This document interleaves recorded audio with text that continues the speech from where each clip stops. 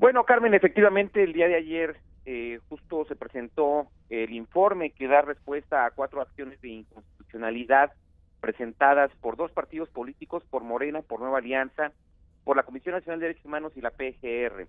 Es oportuno aclarar a la audiencia, Carmen, que la cuestión es muy clara en cuanto a los alcances que tiene cada uno de estos promoventes o actores.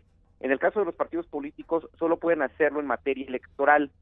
En el caso de Morena específicamente, señala la falta de referéndum de la Constitución. Sin embargo, con antelación, la semana anterior, el propio Tribunal Electoral del Poder Judicial de la Federación resolvió en favor del gobierno de la ciudad un asunto en donde determina por unanimidad que no hay forma de que se someta a plebiscito la Constitución de la ciudad, toda vez de que no fue considerado una propia reforma. En el caso de Nueva Alianza, establece temas o señala la integración del cabildo, organización, facultades. Toda vez de que esto no es materia electoral, nosotros pues justamente señalamos que este argumento de Nueva Alianza debe desecharse toda vez que rebasa las atribuciones que le pueden dar la propia Constitución en materia de inconstitucionalidad. En el caso de la Comisión de Derechos Humanos, la nacional establece que hay justo este señalamiento a los tabuladores de los salarios de la burocracia local, señala que eso es inconstitucional, que se puedan reducir los salarios pues justamente de la burocracia cuando es una facultad del Ejecutivo local. Y en ese sentido, lo que hemos señalado nosotros es justamente que no hay una violación a la Constitución. Pero en el caso específico de la PGR, pues señala toda la Constitución, señala que todos los artículos deben determinarse como inconstitucionales porque no se cumplieron con las formalidades de haber sido aprobados por mayoría calificada, y bueno, pues esto no es certero porque cada uno de los 71 artículos que contiene la Constitución, uno a uno, fue votado por mayoría calificada por el constituyente, incluso por los representantes del Ejecutivo Federal y los representantes del partido político al que pertenece el Ejecutivo Federal. Por tanto, son actos consentidos, hechos consumados, pero bueno, eso ya lo hemos hecho valer, y nos llama mucho la atención que hay imprecisiones, descuidos en la propia acción de inconstitucionalidad de la PGR, en términos de que han señalado apartados que no existen en la Constitución de la ciudad. Me refiero al artículo 6 de la propia Constitución y el artículo 9, en donde establecen que en el primer caso tachan de inconstitucional el numeral 6 y en el segundo el párrafo 7º. En ambos casos no existe, por ejemplo, en la Constitución de la ciudad, pues estos numerales o este párrafo. Fundamentan también aspectos con jurisprudencia que, lejos de señalar la inconstitucionalidad, favorecen lo que establece la propia Constitución de la ciudad, y en eso, bueno, pues también nos llama mucho la atención que, por ejemplo, la Constitución de la ciudad fue aprobada el 31 de enero, y el día 2 de febrero se hacen una serie de reformas a la Constitución para dar facultades al Congreso para expedir leyes generales en materia del registro civil, del registro público, de justicia cívica, y el día 5 de febrero fue publicado junto con la Constitución justamente esas reformas, y eso nos señalan de inconstitucional. Aquí llama la atención porque todas las reformas constitucionales deben de tener la aprobación de la mayoría de los congresos locales, entonces prácticamente hubo un día para que este hecho sucediera, cosa que, bueno, pues desde nuestra óptica pues no es posible. Está Manuel Granados, como sabes, en la línea también ahora Alejandro Encinas, que bueno, pues es senador de la República, pero aquí está la duda de decirle, ¿es expresidente de la Asamblea Constituyente o es presidente de la Asamblea Constituyente? Porque parte de la discusión sobre quién tiene que defender precisamente la Constitución ante la Corte tiene que ver con este tema. Así que si te parece bien, Manuel, podemos incorporar a Alejandro Encinas para que participe de esta conversación. Por favor, Carmen. Alejandro, buenos días y bienvenido. Buenos días, Carmen. Buenos días, Manuel. Es un gusto estar ahí con ustedes. Pues gracias, Alejandro. Estamos siguiendo lo que nos cuenta Manuel Granados sobre esta presentación ante la Corte con estos delegados acreditados. ¿En qué va este tema de los constituyentes que establecen el derecho o la obligación de ser ellos los defensores ante la Corte de esta Constitución, no el gobierno de la Ciudad de México, no la Asamblea Legislativa, sino la Asamblea Constituyente. ¿En qué vamos ahí, Alejandro Encinas? Bueno, primero coincido con todo lo que ha señalado el consejero jurídico, el doctor Manuel Granados, e incluso abundaría yo en mayores errores por parte de la Procuraduría. Por ejemplo, señala que no se Pero a llevó ver, a cabo un segundito, la Alejandro, consulta. dame un segundito, Alejandro, perdón. Entremos en esa materia de lo que es, digamos, de lo que es la defensa misma, pero aguántame un segundito y nada más definamos en dónde está parada la defensa de la Constitución. ¿Va a ser la Consejería Jurídica de la Ciudad de México? ¿Va a ser la Asamblea Legislativa? ¿Va a ser la Asamblea Constituyente, que eso no es? ¿En qué vamos en este punto? Y luego entramos a los detalles, si te parece. Bueno, yo creo que tanto el gobierno de la ciudad como la Asamblea Legislativa están atendiendo el requerimiento que les hizo la Corte, y es correcto, porque quien cometió el error jurídico fue en particular el ministro Lainez, que es el ministro instructor, quien acreditó como autoridad responsable el gobierno de la ciudad y la Asamblea Legislativa, argumentando que la Asamblea Legislativa, por analogía, podría considerarse como la autoridad, el órgano legislativo que emitió la Constitución.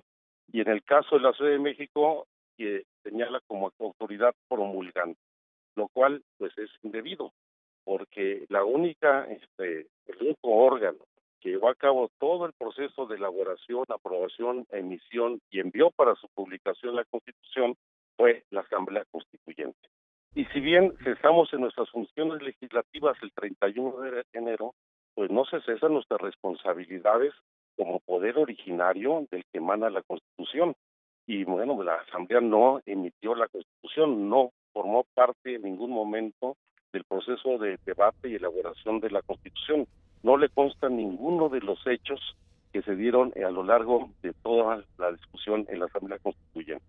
Pero también hay que señalar que todavía la Asamblea Legislativa del Distrito Federal tiene muchas limitaciones de carácter jurídico.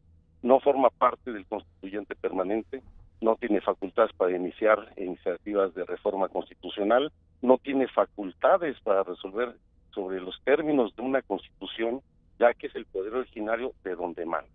Y lo que hizo el gobierno de la ciudad fue, al igual que el gobierno federal, publicar, no promulgar la Constitución. Y esto fue muy claro desde la reforma constitucional. La idea que una vez aprobada, emitida la Constitución por la Asamblea Constituyente, se enviara para su publicación en el Diario Oficial de la Federación y en la Gaceta de Gobierno de la Ciudad de México, era para que no interviniera ni mediara alguna otra autoridad, y que de manera directa, sin mediación de ningún otro órgano de gobierno, de otro orden de gobierno, pudiera publicarse.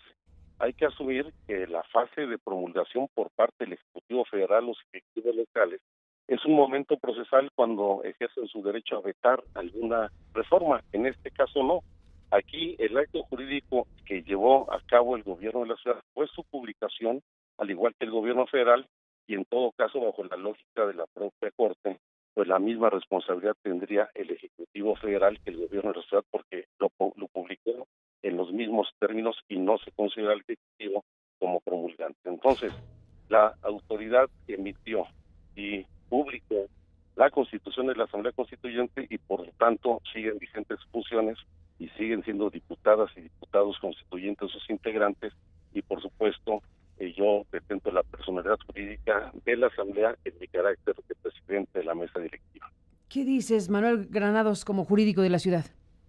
Bueno, yo coincido totalmente con Alejandro en términos de que la Asamblea Constituyente fue la autoridad justamente colegiada que emite esta Constitución de la ciudad, y por tanto pues ellos deberán hacer valer, como ya también nosotros lo expresamos en la defensa, justamente en la Corte, este reconocimiento de la personalidad jurídica para efecto de tener pues también este punto de defensa.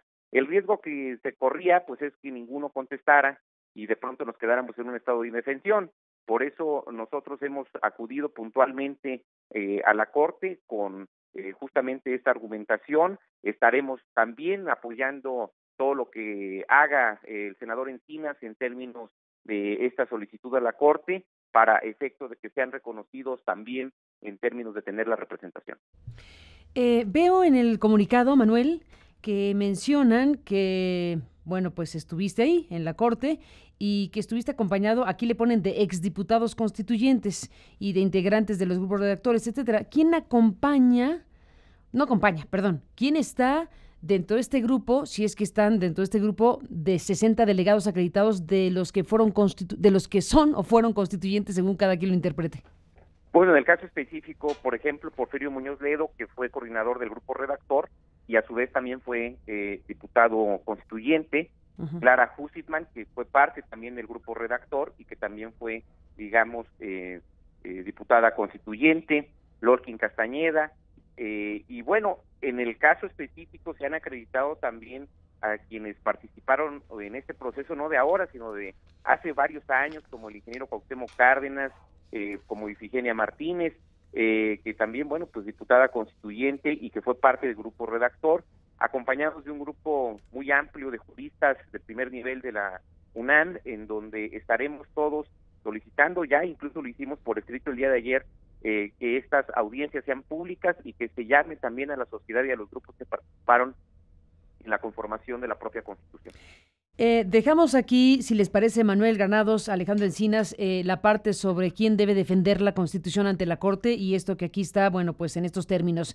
Para ir a la parte que ya estaban adentrándose ustedes sobre el contenido de estos recursos que han sido presentados en contra de la Constitución, ustedes han señalado varias cosas y ahí vas a decir algo, Alejandro, yo te interrumpí para ir al otro tema, pero ibas a decir algo de lo que estaba planteando, entre otras cosas, Granados, sobre incluso una PGR que señala apartados de artículos inexistentes de la Constitución y otras cosas. ¿En qué te detienes aquí, Alejandro Encinas?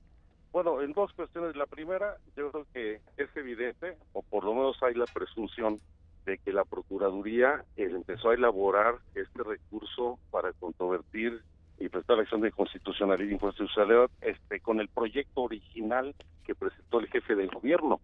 Y no tomó la molestia de conocer todo el proceso parlamentario, todo el proceso de la discusión en constituyente, e incurre en errores gravísimos. Ya señalaba, por ejemplo, Manuel Granados, cómo quiere invalidar 39 artículos de la Carta de Derecho, argumentando que no se cumplió con el procedimiento de la votación de mayoría calificada que se requería en la Conferencia de Armonización para poder aprobar los artículos. En la conferencia de armonización no se votó absolutamente nada nunca, porque se dedicaba única y estrictamente a conocer los problemas de redacción, de ortografía, etcétera, y en ningún momento entró a fondo. Y todas las modificaciones de formas fueron aceptadas por las mesas directivas de cada comisión de dictamen y sometidas a su incorporación con la votación del Pleno en el debate de la discusión artículo por artículo. Y comete errores gravísimos. Señala, por ejemplo, que no se llevó a cabo la consulta previa informada a los pueblos y barrios originarios y comunidades indígenas residentes, cuando lo hicimos por primera vez en la historia de este país, en donde se realizaron 943 asambleas, las cuales por una abrumadora mayoría aprobaron la propuesta, el proyecto que había presentado la Comisión de Dictamen en el capítulo de pueblos y barrios originarios y comunidades indígenas residentes. Solamente 6 de ellas no lo aprobaron. Y de los acuerdos que surgieron de estas asambleas, se llevaron al Pleno, se incorporaron al texto constitucional y este capítulo fue aprobado por unanimidad.